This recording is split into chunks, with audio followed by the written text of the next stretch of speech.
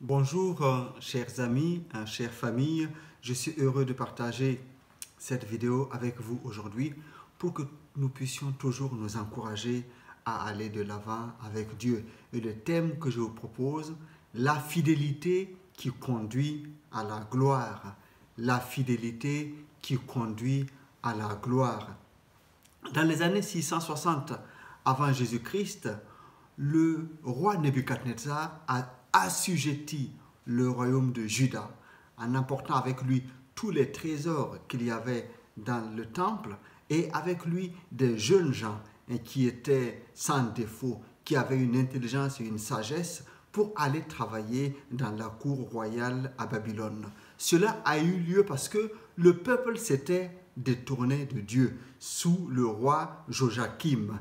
Et ces jeunes gens étaient fidèles à Dieu. Ils devaient avoir certainement un pincement au cœur parce que leur désir, c'était d'être fidèles à Dieu et d'amener peut-être d'autres membres de leur peuple à être fidèles à Dieu. Et malgré leur engagement à être fidèles à Dieu, les voilà déportés à Babylone. Le premier sentiment qui peut apparaître, c'est peut-être une certaine injustice. Dieu, vois-tu, nous sommes restés fidèles et voilà que nous sommes en déportation. Alors, au lieu d'avoir un sentiment comme celui-là, ils étaient plutôt attachés à Dieu. Ils sont restés quand même fidèles à Dieu. Ils sont restés dans une adoration et d'une attente à Dieu. Comme si vraiment leur fidélité a été éprouvée, mais cela n'a pas ébranlé leur foi en l'Éternel. Et quelque temps après leur arrivée, ils ont pris une résolution ferme de ne pas se souiller avec les mets du roi qui étaient présentés à des idoles. Mais pour Daniel et ses compagnons,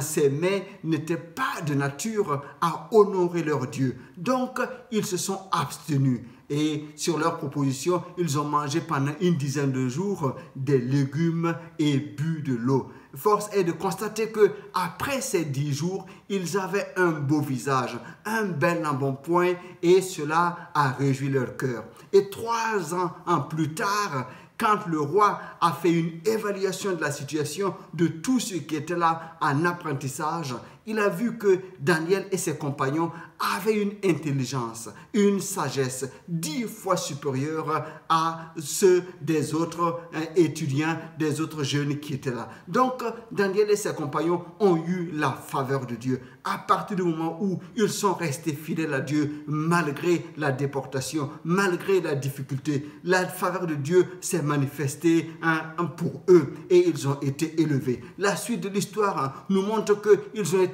à nouveau élevés parce qu'ils ont persévéré dans cette fidélité. Je voudrais encore donc nous encourager aujourd'hui afin que nous puissions rester fidèles à Dieu en dépit de tout. Donc, toi qui m'écoutes, si tu passes par des moments difficiles, si tu es éprouvé alors que tu marches avec Dieu, sache que Dieu te prépare encore un chemin pour que tu sois encore élevé. Parce que son objectif, rappelle-toi, c'est que tu puisses être un instrument pour sa gloire. Tu as été créé pour élever son nom. Tu as été créé pour manifester sa gloire. Alors, si tu restes fidèle, malgré les difficultés par lesquelles tu peux passer, d'un moment ou un autre, il veut t'élever, il veut glorifier son nom à travers ta vie. Alors je t'encourage à rester fidèle à Dieu parce que lui il est fidèle et il veut manifester sa gloire dans ta vie. Sois béni dans le nom de Christ Jésus. Amen.